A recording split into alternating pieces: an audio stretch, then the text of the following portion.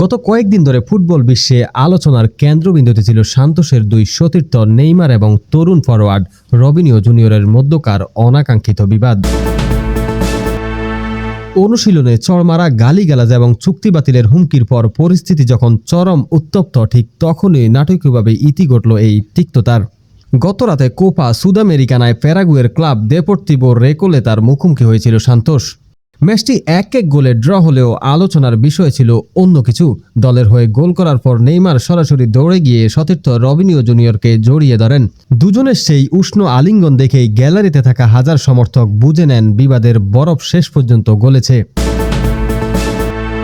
Match শেষে সাংবাদিকদের মুখোমুখি হয়ে নেইমার অপকটে স্বীকার করেন নিজের ভুল।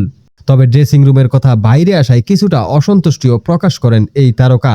তিনি মনে করেন দলের অভ্যন্তরীণ বিষয়কে বাইরে তিলকে তাল করা হয়েছে। 18 বছর বয়সী রবিনিও জুনিয়র, যিনি কিনা নেইমারকে নিজের আদর্শ মানেন, তিনিও এখন শান্ত।